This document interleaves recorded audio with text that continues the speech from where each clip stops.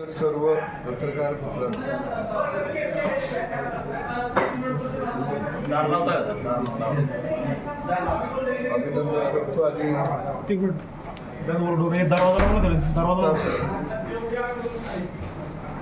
हिंदू संस्कृतीमध्ये नवीन वर्ष नवीन साल म्हणून आपण गुढीपाडवा साजरा केला। या गुढीपाडव्याच्या सुद्धा आपल्या सगळ्यांना हार्दिक शुभेच्छा देतो। तर तुम्ही विचारा भाऊ, तुम्ही काल वक्तव्य केलं, कुणी कितीही देव पाण्यात घालू दे, देवाभाऊ एक दिवस गोपीचंद पडळकरांना मंत्री करणार, मात्र मला कुठंतरी राज्यपाल करा, नाहीतर माझी अवस्था बंडलवाल्यासारखी काहीतरी होईल। तुमच्या मनातली घुसमट बाहेर पडली असं म्हणायचं? कारण मी राज्यामध्ये गेले अनेक वर्ष शेतकरी चळवळीमध्ये काम करत आहे आणि आमची जी लढाई आहे ती प्रस्थापित विरुद्ध विस्थापित अशी लढाई आहे आणि माझ्या मनामध्ये कधी खतखत असत। माझं भाषण भाषा शैली ही गावगाड्याची रांगडी भाषा आहे। हसत जगावे हसत मरावे हे जे एक काव्य आहे त्या अनुषंगाने मी गावगाड्यातला थकला भागलेला शेतकरी शेतमजूर बारामतीला माझ्या सभेला असतो आणि त्याने मनमोकळेपणानं आमच्या सभेमध्ये आल्यानंतर हसलं पाहिजे खळखळून आणि चिंतामुक्त गावगाड्यातला माझा शेतकरी झाला पाहिजे। या भूमिकेतून अनेक भाषणे या राज्यामध्ये माझी गाजलेली आहेत। जसं ज्याला दृष्टी नसते त्याच्या समोर हत्ती आल्यानंतर त्याचा हात जिथं जिथं लागेल त्या पद्धतीनं तो हत्तीचं वर्णन करतो। तशी माझ्या वक्तव्याचं वर्णन दृष्टी नसलेली माणसं त्यांना जेवढं जेवढं त्यांच्या हृदयापर्यंत पोहोचतं त्या पद्धतीनं त्याचं वर्णन करत असतात। अहो, खरं तर सदाभाऊ खोत म्हटले की एक शेतकरी चळवळीतला कट्टर कार्यकर्ता, बंडखोर कार्यकर्ता, पण जसं तुम्ही भाजपच्या जवळीकमध्ये गेलाय बंडखोरीला थोडी धार कमी आली। एक गोष्ट आपल्याला मी इथं स्पष्ट करू इच्छितो की जुन्या काही म्हणी ज्या आहेत गावगाड्यातल्या त्या काळामध्ये त्या म्हणींचं ते फारसं अप्रूप वाटायचं नाही। ठीक आहे, चालत आलेले आहेत आणि त्या असाव्यात, पण गावगाड्यातली जो काही आमचा समाज होता त्याची पंचायत ही पारावरती चालायची आणि ती माणसं व्यवहार होती आणि म्हणून तुम्ही मला आता विचारलं की भाजप बरोबर तुम्ही आला, तुमची धार बोथट झाली, असं काही नाही आहे। उडधा माझे काय काळे म्हणजे काय इथं कुणाला काय सांगावे आणि त्यामुळं दुसरे शेजारी फारच साधूक आहेत आणि गौरवर्णाचे आहेत असं काय अजिबात नव्हतं। कारण त्यांना जनता 60 वर्षामध्ये उठलेली होती आणि म्हणून नेहमी एखाद्या व्यवस्थेच्या विरोधामध्ये एखादं बंड उभा राहतं, ते बंड खऱ्या अर्थानं दबलेल्या समाजाच्या बाजूने उभा राहिलेला असतं आणि तसं काँग्रेसला या देशातली जनता विटलेली होती आणि तिच्या विरोधामध्ये बंड अनेक लोक करत होते। त्याच्यामध्ये भारतीय जनता पक्ष हा नंतरच्या काळामध्ये आघाडीवर असणारा पक्ष होता आणि तो खऱ्या अर्थानं विस्थापितांचा पक्ष होता। आज जर सगळं तुम्ही भारतीय जनता पक्षाचं मंत्रिमंडळ देशातलं बघितलं, राज्यातलं बघितलं तर सर्वसामान्य कुटुंबातली माणसं मंत्री आहेत। म्हणजे अगदी अतुल सावेंच्या पासून तुम्ही नवीन चेहरे बघितले तर तुमच्या लक्षात येईल की जे चेहरे महाराष्ट्राला परिचित नव्हते असे चेहरे राज्याच्या मंत्रिमंडळामध्ये भारतीय जनता पक्षाचे आहेत। म्हणजे हा पक्ष विस्थापितांच्या बाजूने लढाई लढत होता, परंतु काँग्रेस आणि राष्ट्रवादीचे चेहरे तुम्ही डोळ्यासमोर आणले तर लगेच तुम्हाला मोठी मांदळी दिसेल देशमुखांची, पाटलांची, पवारांची, कदमांची। त्या मांदळीमध्ये अजून तरी भारतीय जनता पक्ष गेलेला नाही आणि म्हणूनच ज्याला काही राजकीय वारसा नसताना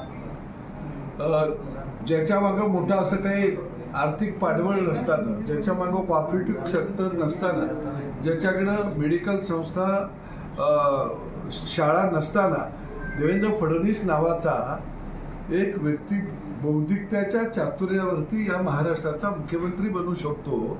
आणि आमचं लॉबिंग आहे 200 आमदारांचं, 150 आमदारांचा, वाड्यात राहणारी सगळी घराणी आमच्याबरोबर आहेत असे म्हणणारे धुळीला मिळाले आणि एक विस्थापिताचं नेतृत्व देवाभाऊच्या रूपाने या महाराष्ट्रामध्ये मुख्यमंत्री पदावरती आरूढ झालं. आणि म्हणून आम्ही त्यांच्याबरोबर आहोत, कारण आम्हाला वाडं उद्ध्वस्त करायचं आहेत आणि गावगाडं उभा करायचा आहे. आणि देवाभाऊ हा एकमेव मुख्यमंत्री असा आहे की तो गावगाड्यातला आहे, वाड्याच्या विरोधातला आहे. नाहीतर आमच्यासारखी चळवळीतले सामान्य कार्यकर्ते गोपीचंद पडळकर असेल आणि सदाभाऊ खोत असेल, हे राज्यामध्ये आमदार कधीच झाले नसते. ज्याचा बा आमदार, ज्याचा आजोबा खासदार, ज्याचा चुलता आमदार खासदार, तोच होतो आमदार नामदार.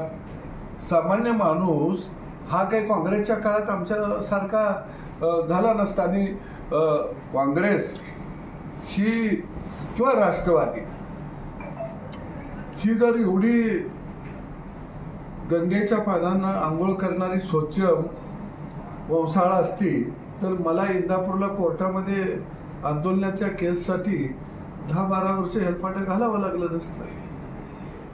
आणि म्हणून आमची धार बोटं झाली नाही. आमचा विषय पुढे घेऊन जाणारा मुख्यमंत्री आम्हाला या राज्याला लाभला. तरीही आम्ही ज्यावेळी शेतकऱ्याचा प्रश्न येतो त्यावेळी पोट तिडकीनं आम्ही बोलत राहतो, माझे कार्यकर्ते बोलत राहतात. आणि सभागृहातलं सगळं एकंदरीत जर माझं कामकाज बघितलं, अगदी संविधानावरती ज्यावेळी चर्चा होती त्यावेळी शेड्यूल 9 हे 1951 साली पंडित नेहरूंनी जोडलं मूळ घटनेला. आणि म्हणून मी सभागृहामध्ये मान्य करताना भारतरत्न डॉक्टर बाबासाहेब आंबेडकरांची जी मूळ घटना आहे, मूळ संविधान आहे, जे 1950 साली 26 जानेवारी 1950 साली जे पवित्र घटना आम्हाला त्यांनी दिली, तीच घटना आम्हाला पाहिजे. तुम्ही घुसडलेले कायदे काढून टाका, ही भूमिका त्या ठिकाणी मांडली. असं असलं तरी सदाभाऊ खोतांना मंत्रिमंडळापासून बाजूला ठेवलं गेलं. वाटत होतं की फडणवीसांच्या मंत्रिमंडळात तुमचा पुन्हा समावेश होईल, पण तसं होताना दिसलं नाही. आपल्याकडे परत एकदा मी येतो की गावगाड्यामध्ये छप्पर फाड केली म्हणते ती, आबाळ फाटलं, एवढे लोक निवडून आले सभागृहामध्ये. आणि मग विधान परिषदेमधल्या कोणत्याच आमदाराला यावेळी मंत्रिमंडळामध्ये संधी दिली नाही. जे लोक विधानसभेवरती निवडून आले त्या सगळ्यांना त्या ठिकाणी संधी दिली. आणि मी एक प्रजाळपणानं तुमच्यासमोर आज बोलतो, नाराजी वगैरे यावरून की आम्ही चळवळीमध्ये काम करत असताना साहजिकच चळवळीच्या कार्यकर्त्यांची भावना असती की आपल्या नेत्याला संधी मिळाली पाहिजे. त्याच्यामध्ये काही वावगे असं मला वाटत नाही. पण एक गोष्ट मी स्पष्ट करतो की आमची जी लढाई होती कठीण होती, कारण जे नेतृत्व आम्ही पुढे घेऊन निघालो तो देवाभाऊचं, या नेतृत्वाला वेगवेगळ्या चक्रव्यूहामध्ये अडकून पराभूत करण्याचा डाव या राज्यातल्या प्रस्थापित घराण्यांनी केलेला होता. बारामतीकर तर त्याच्यामध्ये अग्रेसर होते. दुसऱ्या बाजूला शत्रूंची संख्या जर बघितली तर ते काकतले, पाठीवरचे, पोटावरचे, डोक्यावरचे सगळ्यात शत्रूंनी देवाभाऊला एक काळ घेरलेला होता. कारण हा माणूस राज्याचं नेतृत्व करू शकतो कसा, आणि राज्याचं नेतृत्व करायला या माणसानं राज्यामध्ये असं कोणतं भरीव काम करून दाखवलेलं आहे की आम्ही कारखाने उभा केलेले आहेत, आम्ही बँका उभा केलेल्या आहेत, आम्ही सूतगिरण्या उभा केलेल्या आहेत, आम्ही दूधसंघ उभा केलेले आहेत, आम्ही ऑइल मिल उभा केलेल्या आहेत, आम्ही शाळा काढलेल्या आहेत. आणि एवढी मोठी आमची लुटारूची ही बंदिस्त टोळी असताना या टोळीला हा माणूस नख कोण लावणारा, कसं काय नख लावू शकतो, अशा पद्धतीचे संकल्पना किंवा कल्पना, भंपक कल्पना या राज्यामध्ये प्रस्थापितांनी मनामध्ये निर्माण केलेली होती आणि एक आडी निर्माण झालेली होती की हा आमच्या पंक्तीला जेवायला कसा बसतो किंवा आमच्या बराबरीत कुठं आहे. आणि आमच्या लक्षात आलेलं होतं की ह्या प्रस्थापितांना जर गाडायचं असेल तर हा विस्थापितांचा बौद्धिक चातुर्याचं व्यक्तिमत्व या राज्याचं मुख्यमंत्री झालं पाहिजे, या राज्याचं नेतृत्व केलं पाहिजे की ज्याचं काही नाही, फक्त समाजाशी नातं आहे. आणि त्या ध्येयासाठी सदाभाऊ खोत सारखी अनेक माणसं फुडी भाबडी देवाभाऊच्या बाजूनं प्राणपणानं लढत होती.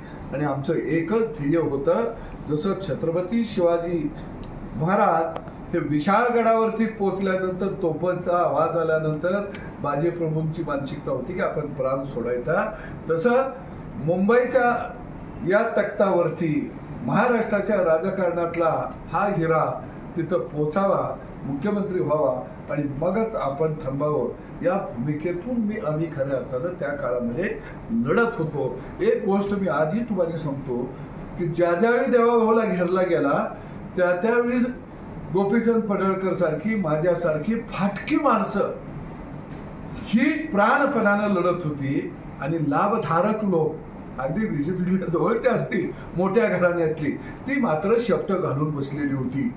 आणि म्हणून आमचं ध्येय होतं की त्या माणसाला त्या तख्तापर्यंत घेऊन जायचं. ते आता आमचं काम झालं. त्यामुळं सदाभाऊ खोतला मंत्रीपद मिळो न मिळो याच्याशी सदाभाऊ खोतला काही दुःख नाही आणि मनामध्ये काही कोणत्याही प्रकारची निराशा नाही. उलट प्रस्थापितांच्या छाताडावर पाय देऊन देवाभाऊ नावाचं एक वादळ, एक नेतृत्व या महाराष्ट्राच्या राजकारणामध्ये खंबीरपणानं उभा राहिलं.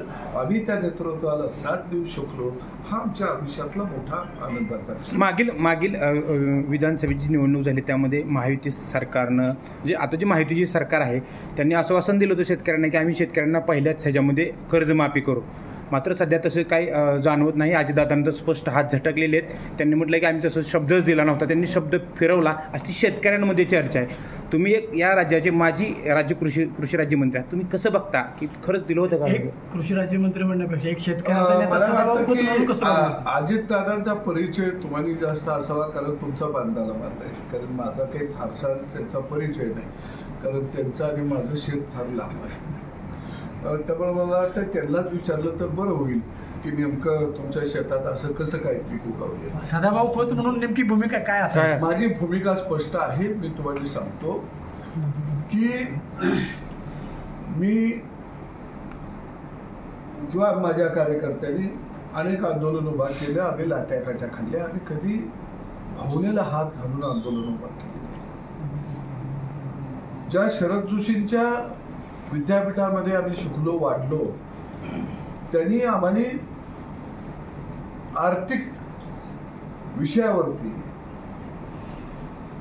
आम्हाला चळवळी करायला शिकवलं, प्रश्नावरती आम्हाला लढायला शिकवलं, त्या प्रश्नाच्या पाठीमागच्या भूमिका काय ते समजावून घेऊन आम्हाला बोलायला शिकवलं. आणि म्हणून मला वाटतं की शेतकऱ्याचं दारिद्र्य जर जायचं असेल तर ते दारिद्र्य पहिल्यांदा घटनेमध्ये शेड्यूल 9 1951 साली पंडित नेहरूंनी जे जोडलेलं आहे ते शेड्यूल 9 जे घुसडलेलं आहे घटनेमध्ये ते पहिल्यांदा तुम्हाला रद्द करावं लागेल. आणि मूळ संविधान हे या महाराष्ट्र देशाच्या जनतेला आवश्यक आहे. ते मूळ संविधान तुम्हाला जनतेसाठी समोर भारतरत्न डॉक्टर बाबासाहेब आंबेडकरांचं ठेवावं लागेल. शेड्यूल 9 मध्ये जे शेतकरी विरोधी जे कायदे आहेत, अत्यावश्यक वस्तू कायदा असेल, सेलिंग ऍक्ट असेल, जमीन कमाल धारणा कायदा, हे सगळे शेतकरी विरोधी कायदे आहेत. हे पहिल्यांदा शेतकरी विरोधी कायदे शेड्यूल 9 मधनं काढून टाका. आणि एकदा का शेतीवरची बंधनं तुम्ही उठवली की मग शेतकऱ्यांच्या मोठ्या कंपन्या निर्माण व्हायला तयार होतील. ज्याला शेतीत राहायचं आहे ते शेतीत राहतील, ज्याला बाजूला बाहेर पडायचं आहे ते बाहेर पडतील. परंतु हे कायदे रद्द केले तर शेतकऱ्यांच्या जमिनी संपुष्टात येतील, शेतकरी भूमिहीन, शेतकरी वेठबिगार बनेल. ह्या भंपक कल्पना काही शेतकरी नेते सुद्धा मांडत आहेत. हे पूर्णपणे चुकीचं आहे. या देशामध्ये खुली अर्थव्यवस्था आली असेल, सगळ्या क्षेत्रामध्ये आली असेल तर शेती क्षेत्रामध्ये सुद्धा ती आलीच पाहिजे ही आमची भूमिका आहे. शेतकऱ्याला जागतिक बाजारपेठा खुल्या झाल्या पाहिजे, त्या जगातलं तंत्रज्ञान शेतकऱ्याला मिळालं पाहिजे. जर मोठ्या पद्धतीनं शेतीमध्ये जर गुंतवणूक झाली तरच शेती ही तग धरू शकते, अन्यथा धरू शकत नाही. आता देशातला शेतकरी हा गुंठ्यावर आलेला आहे. 1 हेक्टरपेक्षा कमी क्षेत्र हे आता शेतकऱ्याचं झालेलं आहे सरासरी, आणि त्यामध्ये त्याचं कुटुंब आता उदरनिर्वाह निश्चितपणानं करू शकत नाही. आणि म्हणून आम्हाला काय धोरण बदलणं अत्यंत गरजेचं आहे. आयात निर्यात धोरण स्पष्टता त्याच्यामध्ये असणं गरजेचं आहे, आणि ते किमान 5 वर्षासाठी असावं. या भूमिका घेऊन मांडावं लागेल. आणि आजचं जे कर्ज आहे हे कर्ज शेतकऱ्यांच्या चुकीमुळं नाही आहे, तर सरकारच्या धोरणामुळं आहे. आणि म्हणून या कर्जाची जबाबदारी ही केंद्रानं आणि राज्यानं घ्यावी. परंतु मी जबाबदारीनं बोलतो की तुम्ही त्याचा अर्थ वेगळा, परंतु कर्जमाफी करत राहणे हा शेतीवरचा उपाय नाही. शेतमालाला भाव मिळणं, बाजारपेठ उभा करून देणं आणि खुली अर्थव्यवस्था शेती क्षेत्रामध्ये निर्माण करणं हा त्याच्यावरचा कायमस्वरूपी उपाय आहे. खरं तर आता FRPमध्ये FRPच्या ऊसाच्या FRPमध्ये आता जरा थोडंसं वेगळं पण चाललंय. साखर उद्योग जरा थोडासा मंदगतीला आला आहे की ही साखर कारखानदारांची एक रिंग आहे. कंपल्सरी 2800 रुपये हा सगळ्यांनी मिळून दर काढला. म्हणजे ही साखर कारखानदारांनी मिळून केलेली एक शेतकऱ्यांची गोची का? मी तुम्हाला एक गोष्ट स्पष्ट सर बोलतो, चांगला प्रश्न विचारला की शेतकरी विरोधी जे कायदे शेड्यूल 9 मध्ये आहेत त्याच्यामध्ये अत्यावश्यक वस्तू कायदा, त्याला आपण मराठीमध्ये जीवनावश्यक वस्तू कायदा, हे कायदे पहिल्यांदा रद्द करा. आणि हे का कायदे रद्द झाले? सेलिंग ऍक्ट सारखा, कमाल जमीन सारखा कायदा रद्द झाला तर काय होईल की मग माझी 10 गुंठ जमीन आहे, कोणाची 2 एकर आहे, 5 एकर आहे, 10 एकर आहे, 20 एकर आहे, ते लोक काय करतील, एखादी मोठी कंपनी निर्माण करतील आणि त्या कंपनीमध्ये त्या जमिनी मर्ज करतील आणि शेअर्स धारक त्या कंपनीचे बनतील. 500 एकर, 1000 एकर, 2000 एकराचं प्लॉट निर्माण झालं की तिथं मग पीक पद्धतीला खऱ्या अर्थानं चालना मिळेल. आणि मग मोठ्या जमीन धारणेमध्ये त्या ठिकाणी प्रयोगशाळा उभा राहतील, प्रक्रिया उद्योग उभा राहतील, नवतंत्रज्ञान त्या ठिकाणी मोठ्या प्रमाणामध्ये पायाभूत सुविधा उभा राहतील, शेतीला भांडवल कर्ज रूपाने का असताना उपलब्ध होईल. आणि मग त्या कंपन्या जगाबरोबर करार करू शकतील. आणि ही सगळी बंधनं ठेवून आम्ही काय केलं की शेती क्षेत्रावरचा राबणारा माणूस हा गुलाम राहिला पाहिजे. गुलामावर राज्य करता येतं, सुदृढ माणसावरती, सशक्त माणसावरती, आत्मनिर्भर माणसावरती राज्य करता येत नाही. आणि म्हणून ही जी काही कारखानदारी आहे ही मुठभर लोकांच्या हातामध्ये ठेवली गेलेली आहे आणि तिच्यातच 2 पैसे मिळतील तर धरून शेतकरी राहील, अशा पद्धतीची व्यवस्था साखर कारखानदारीमध्ये निर्माण केली गेलेली आहे. एकदा का कोरडवाहू शेतीमध्ये पाणी आलं की ऊस येतो, याचं कारण काय, तर इतर पिकाची माती कशी होईल या पद्धतीची धोरणं तयार केली. म्हणून शेतकरी ज्यादा पाणी घेणाऱ्या ऊस पिकाकडे वळला. आणि त्याच्या मागचं कारण एक आहे की ही जी ऊसाची कारखानदारी जर आमच्या हातामध्ये राहिली तर तो शेतकरी आमच्या हातात राहील, गावातल्या सोसायटी आमच्या हातामध्ये राहतील, त्याच्यात आम्हाला जिल्हा परिषद, पंचायत समित्या, आमदारक्या ह्या सगळ्या जिंकता येतील. आणि म्हणून अनेक वेळा तुम्ही मंडळी म्हणता की पवार साहेबांच्यावर तुम्ही का बोलता? अरे अनेक वर्ष ते केंद्रामध्ये कृषी मंत्री होते, केंद्रामध्ये वजन होतं, परंतु 2 साखर कारखान्याच्या मधलं अंतर मात्र पवार साहेब काढू शकले नाही. ते मात्र ठेवलं कारण त्यांच्या लक्षात आलं की 25 किलोमीटर मधला शेतकऱ्याच्या घरावरती, हे जे 25 किलोमीटरच्या आत कुणीही कारखाना काढायचा नाही, याचं कारण 25 किलोमीटर मधल्या शेतकऱ्याच्या वरती, त्याच्या घरावरती आपल्याला दरोडा घालता आला पाहिजे. आणि तो दरोडा कसा घालता आला पाहिजे? कायदेशीर घालता आला पाहिजे. दरोडा घालण्याचा मला कायदेशीर जन्मसिद्ध हक्क मिळालेला आहे. त्याच्या विरोधात तुम्ही न्यायालयामध्ये जाऊ शकत नाही. आणि म्हणून आमची मागणी आहे की 2 साखर कारखान्याच्या मधलं 25 किलोमीटरचं पहिल्यांदा अंतर काढून टाका. हे म्हणतात कारखानदारी शेतकऱ्याचे, सरकारचं भाग भांडवल आहे, जर अंतर काढलं तर ही कारखानदारी मोडीत निघेल, खाजगी लोक येतील. आता मला सांगा, दुधामध्ये खाजगी लोक आले, कोऑपरेटिव्ह बी आहेत, कुठं वाईट झालं? काही वाईट झालं नाही. तसं स्पर्धेमध्ये उत्पादकाला आणि ग्राहकाला न्याय मिळत असतो, परंतु यांनी स्पर्धाच ठेवली नाही. एक गावात कोणतंही दुकान असलं तर तो दुकानदार माणसाची गोडी गुलाबीनं राहू शकत नाही, तो चांगला माल देऊ शकत नाही. पण एक प्रकारची अनेक दुकानं असली की तो माणसाची गोडी गुलाबीनं बोलू शकतो. आणि म्हणून 2 साखर कारखान्याच्या मधलं पहिल्यांदा अंतर काढून टाका. कोऑपरेटिव्ह व्यवस्था मोडीत निघल म्हणणाऱ्यांना सांगतो, 200 कारखान्यामधलं आता 100 कारखानं प्रायव्हेट झालेले आहेत आणि ते या सगळ्या गब्बर शिंगांच्याच घशात गेलेले आहेत. त्यामुळं आम्हाने आता ऊस उत्पादक शेतकऱ्याला या गब्बर शिंगाच्या तावडीतून मुक्त करा, हे नवं आंदोलन आम्ही महाराष्ट्रामध्ये भविष्य काळामध्ये कारखानदारीच्या बाबतीमध्ये घेणार आहोत. विषय असा आहे की सहकारी चळवळ मोडीत निघत चालली आणि खाजगीकरणाला जास्त प्रोत्साहन मिळते. मी साखर धंद्यामध्ये म्हणा की कशामध्ये पण साखर धंदा हा शेतकऱ्यांच्या हितासाठी सहकार, खाजगी नाही. मग सदाभाऊंची भूमिका काय असावी, की सहकार की खाजगी? आपण यावर्षी खत पाणी कोण घालतं? आपण यावर्षी आंतरराष्ट्रीय सहकार वर्ष साजरं करत आहोत. आंतरराष्ट्रीय सहकाराचा पाया महाराष्ट्रामध्ये रचला गेला, परंतु सहकार ही एक प्रायव्हेट लिमिटेड कंपनीसाठी काही लोकांची बटीक बनवण्याचं काम या महाराष्ट्राच्या राजकारणामध्ये सत्तेच्या माध्यमातून गेली अनेक वर्ष केलं गेलं आणि त्याचा परिणाम असा झाला की सहकार हा आज आमचा मोडकळीत साधलेला आहे. एक गोष्ट सर तुमच्या लक्षात मी आणून देऊ इच्छितो की गावामध्ये एकच सोसायटी का असावी? 2 निघतील सोसायट्या, 3 निघतील, 4 निघतील विकास सोसायट्या. ते म्हणतात की मग अनेक सोसायट्या निघाल्या की पीक वाटप कर्ज कमी प्रमाणामध्ये झालं की त्या सोसायटीचा खर्च मेंटेनन्स कागदपत्राचा भागणार नाही.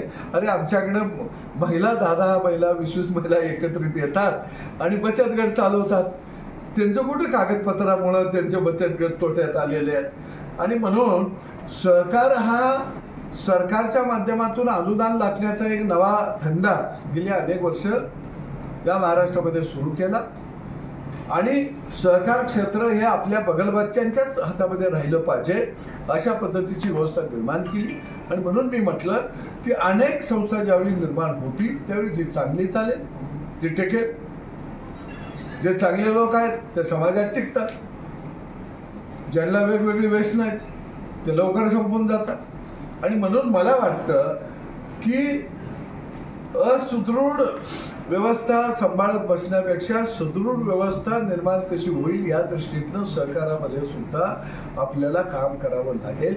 आणि म्हणून किती संस्था असाव्या त्या किती नसाव्या याच्यावर कोणतेही आता बंधन असता कामा नये. आणि अशा पद्धतीचं काही चांगलं धोरण आपल्याला निश्चितपणाने घ्यावं लागेल तरच महाराष्ट्रातला सहकार वाचू शकतो. नाहीतर जसे ऑइल मिल संपल्या, दूध संघ संपलं, आता विकास सोसायट्या संपायला लागल्या, हातमाग कोऑपरेटिव्ह संस्था संपल्या, सूतगिरण्या संपल्या, आता हे साखर कारखाने फक्त टिकलेले आहेत. याचं कारण हे सगळे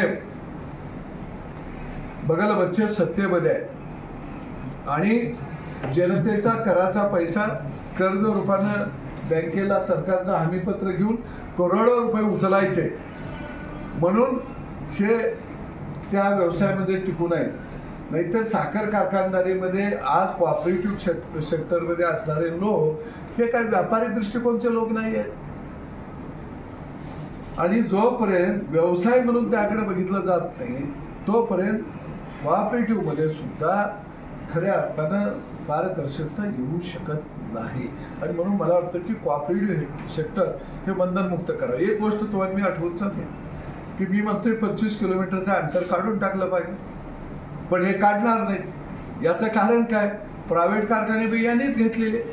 म्हणजे कोऑपरेटिव्ह मध्ये साखर कारखाने उभा ज्यांनी केले त्यांच्या 2ऱ्या-3ऱ्या पिढीनं ते कारखाने बंद पाडले.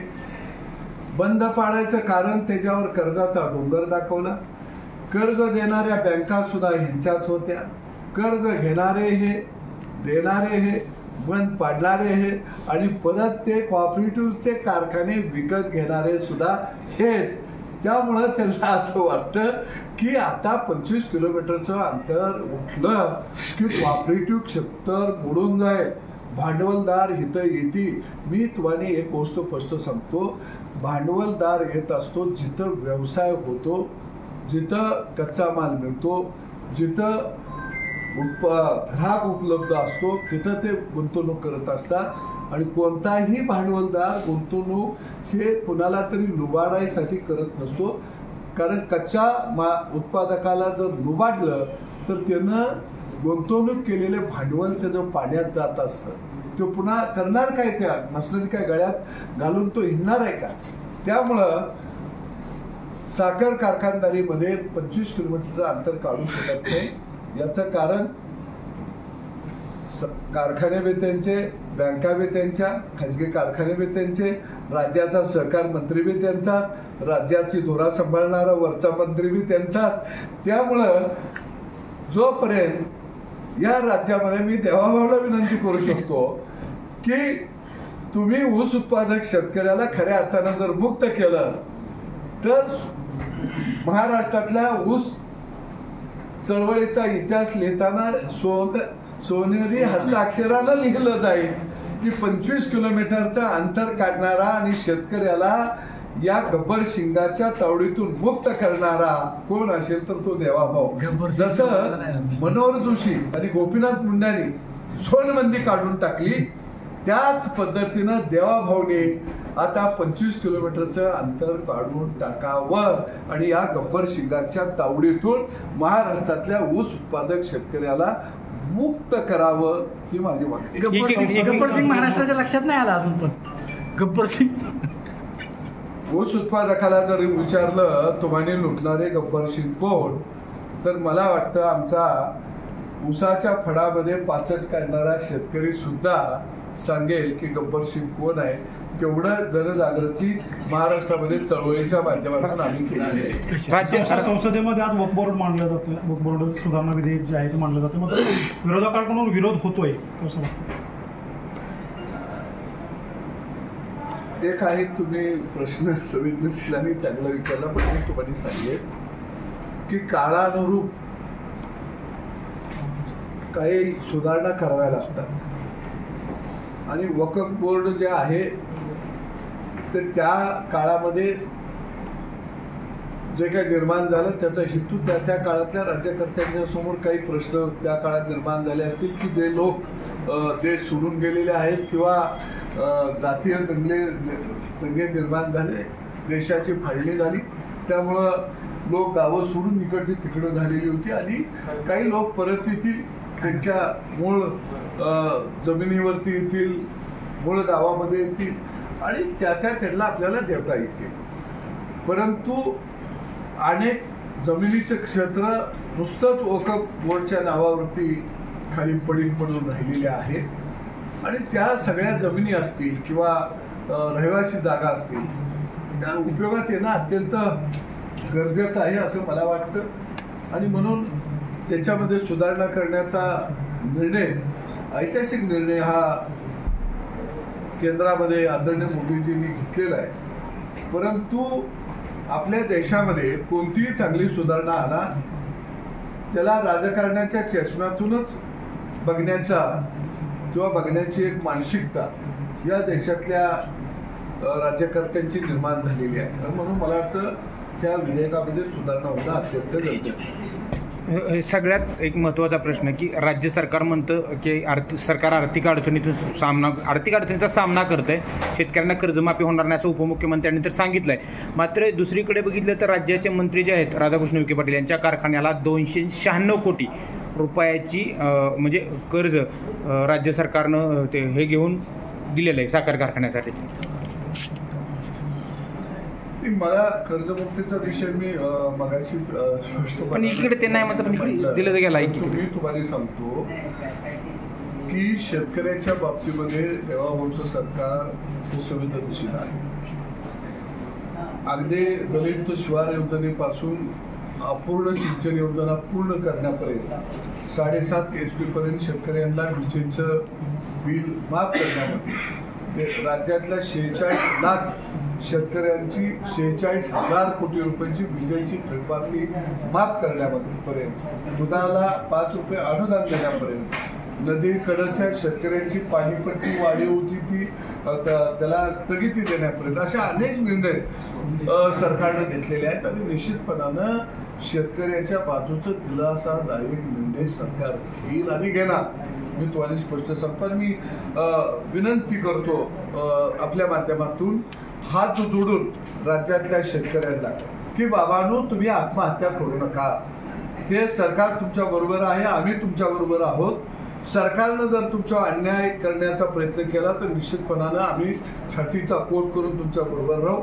परंतु गरजासाठी, सावकारकीच्या कर्जासाठी निश्चितपणानं तुम्ही आत्महत्याचा मार्ग, टोकाचा मार्ग स्वीकारू नका. तुमची लढाई सभागृहामध्ये आणि रस्त्यावरती लढाईसाठी निश्चितपणानं आम्ही सज्ज आहोत. माझे रयत संघटनाही सज्ज आहे. तुम्ही आता जसं म्हणला की सरकार हे हिताचे निर्णय करतंय किंवा शेतकऱ्याच्या दृष्टीने महत्त्वाचे निर्णय केले, हे निर्णय करत असताना लाडकी बहीण योजना जी राबवली गेली, ज्यावेळी निवडणुका होत्या त्यावेळी सरसकट महिलांना ती योजना राबवली गेली. मात्र निवडणुका झाल्यानंतर निकष लावण्यात आले आणि निम्म्या जवळपास महिला आहेत त्यामधून बाद करण्यात आल्या. आता काही मंत्रीच म्हणतायत की तिजोरीवरती ताण पडतोय, भार पडतोय. मग हे सगळं सरकार राबवत असताना सरकारला आता लाडकी बहीण योजना डुईजड होते का, की ज्यामुळे इतर योजना राबवताना सरकारची दमछट होती सरकारची? मला वाटतं काही मंत्री तुम्ही म्हटला की म्हणत आहेत तिजोरीवरती ताण पडत आहे.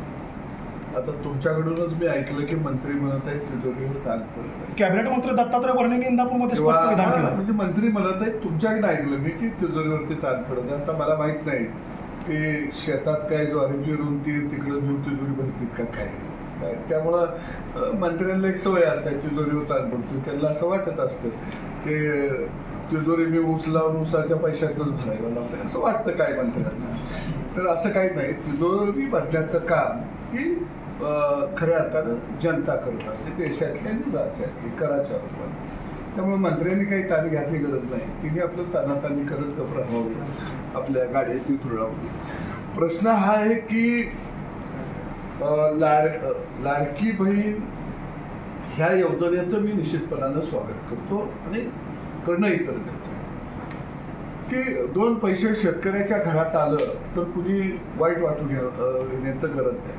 मग तो शेतमजूर असेल, बारामतीदार असेल, ज्यांना 7वा आयोग 8वा वेतन आयोग ज्यांना लागू होतो आणि भरमसाठ पगार घेते ती, त्यांना आम्ही कधी म्हणत नाही बाबा तो 5-6 तासच काम करतोय, दिवाळीपासून सगळ्या सुट्टी घेतोय आणि तुला कशाला 1.5 लाख 2 लाख रुपये तुझ्या अंगातनं योग्य घामाचा थेंब खाली गळला. आमचा मात्र बाप राबायला लागला की बनेल तिची पिळायला लागते. त्यावेळी तुम्ही एवढं पैसा घेताय तेव्हा आम्ही कुणाचं माफं काढत बसलो नाही. तुम्ही आम्हाला 1500 रुपये दिलं, हे निश्चितपणानं आम्ही जे काही या देशाला खाऊ पिऊ घालत आहे, समाज आम्ही सुदृढ राखण्याचा प्रयत्न करत आहे. आणि तुम्ही आम्हाला दिलेलं 1500 रुपये याच्यावर कुणी माफं काढावी किंवा काढली पाहिजे अशी माझी निश्चित आहे. दुसऱ्या बाजूला निकषच्या बाबतीत बरोबर आहे, निकष आता नव्यानं आलेलं नाहीत. निकष त्यावेळी होतं. योजना तातडीनं जाहीर झाली, निवडणुका लगेच जवळ आल्या आणि छाननीचं काम युद्ध पातळीवरती चालू होतं. आणि मला वाटतं की मी समाजालाही आव्हान करेन की ज्याच्या घरामध्ये नोकरदार आहे, ज्याच्या घरामध्ये इतर व्यापार उद्यम आहे, गाड्या घोडे यंत्रणा चांगल्यापैकी आहे, अशा माणसाने स्वतःहून ते पैसे जोडावे. मला वाटतं सरकारनं छाननी करायची तर काय काम, पण ज्याला खऱ्या अर्थानं त्याची गरज आहे, ज्याच्या घरामध्ये 1500 रुपये आल्यानंतर लेकराला वह्या पुस्तकं येणार आहे, लेकराला शाळेला जायला बॅग येणार आहे, ज्याच्या घरामध्ये 1500 रुपये आल्यानंतर 2 पैशाचा किराणा त्याला आणता येणार आहे, दवाखान्यात लेकरा बाळाला घेऊन जाता येणार आहे, अशांना खऱ्या अर्थानं हे दिलासादायक अशी योजना आहे, सामान्य माणसाच्या घरात येत आहे. आणि त्यामुळे मला वाटतं की निकष लावले आणि अर्ज उडायला लागले अशी तुम्ही भावना अजिबात बाळगता कामा नये. आणि किसान सन्मान योजना असेल, महाराष्ट्राची ओम किसान सन्मान योजना, ओम नमो किसान सन्मान योजना असेल, त्या माध्यमातून की आता आम्हाला 15,000 रुपये यायला आहे. हे 15,000, हे 1,500 रुपये, म्हणजे आता आम्हाला महिन्याला 3,000 रुपये यायला लागलं. 3,000 सर्वसामान्य माणसाच्या दृष्टीनं फार मोठी रक्कम आहे गाडीच्या चक्राने. एवढं तरी काँग्रेसवाल्यांनी, राष्ट्रवादीवाल्यांनी कधी दिलं का? नाही देऊ शकले. याच्यासाठी देशामध्ये आणि राज्यामध्ये सत्तेचं परिवर्तनच व्हावं लागलं, तेव्हाच हे पैसे आम्हाला मिळाले. आता काय काय लोक म्हणतात आम्ही शेतकऱ्याचं मिसावं, लई गळा काढतात. मी लोकसभेत मी भाषण बघितली काय लोकांची, कांद्यावर, ह्याच्यावर, बटाट्यावर, भाजीपाला. अगदी इथलं पुणे जिल्ह्यातलं खासदार कोल्याचं भाषण बघितलं. अरे बाबा, तुझ्या काळामध्ये का वीज बिल माफ केलं नाही तू? तुमच्या काळामध्ये शेतकऱ्यांची वीज बिलाची थकबाकी का संपवली नाही? तुमच्या काळामध्ये शेतकऱ्याच्या खात्यावरती पैसे तुम्ही 2 पैसे का भरले नाही?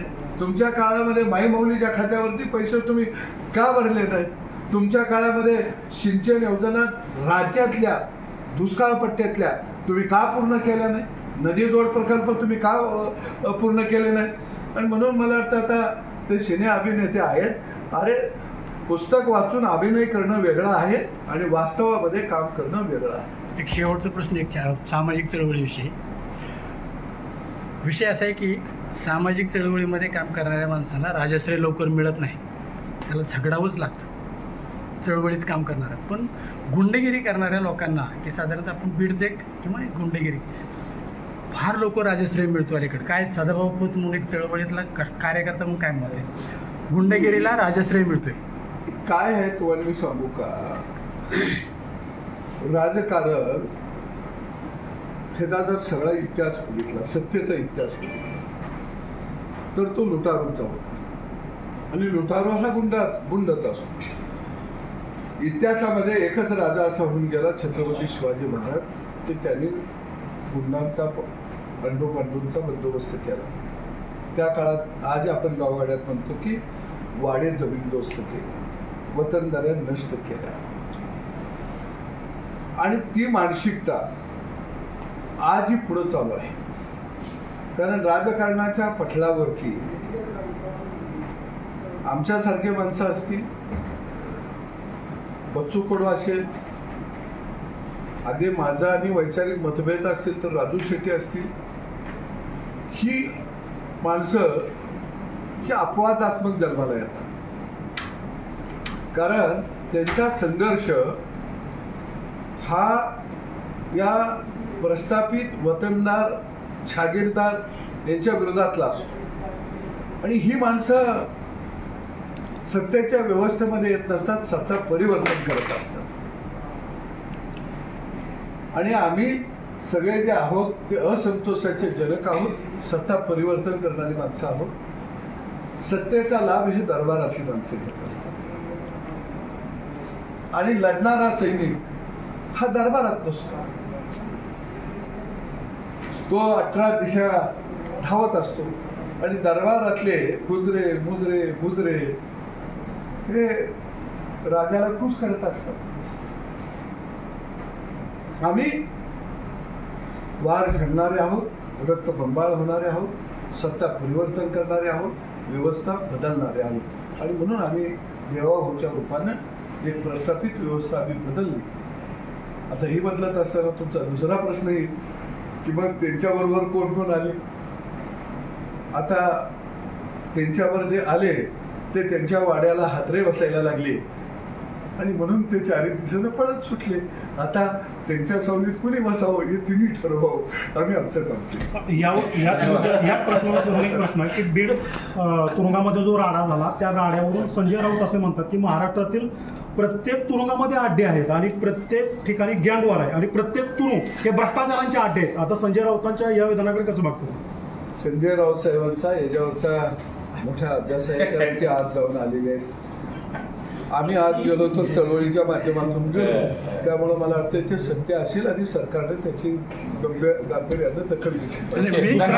दुसरा एक विधान संजय राऊतांनी केलेलं आहे की येणाऱ्या सप्टेंबर महिन्यामध्ये देशाचं नेतृत्व बदलावं लागेल. कारण त्यांनी विधान हे केलं की मोहन भागवत आणि पंतप्रधान नरेंद्र मोदी यांची जी भेट झाली त्या भेटीवरून त्यांनी टोला लगावलाय की ही भेट जी झाली ती यासाठी झाली असावी की आता सत्तेत राहून जवळपास 75 वर्ष झालेली आहेत आणि मोहन भागवतांनी हे सांगितलं असेल की आता कुठेतरी आपल्याला उतरायचं आहे. तुम्हाला असं वाटतं देशाचं नेतृत्व खरंच बदलण्याची गरज आहे? संजय राऊत साहेबांच्या बाबतीमध्ये बोलायचं झालं तर महाभारतामध्ये एक संजय होता आणि त्याला तिथलं सगळं युद्ध दिसायचं आणि आंधळ्या धृतराष्ट्राला तो कानामध्ये सांगायचा आणि ते सत्य त्याला दिसायचं. त्याला एवढा मोठा साक्षात्कार होत होता. पण या कलियुगातला हा संजयराव हा जो काही आपल्या धृतराष्ट्राला सांगत आहे ते सगळं असत्य सांगत आहे. त्याला सत्य दिसायचं आणि याला असत्य दिसते. फरक एवढाच आहे. संजय एकच आहे. म्हणजे तो महाभारतातला होता आणि हा कलियुगातला. एक शेवटचा प्रश्न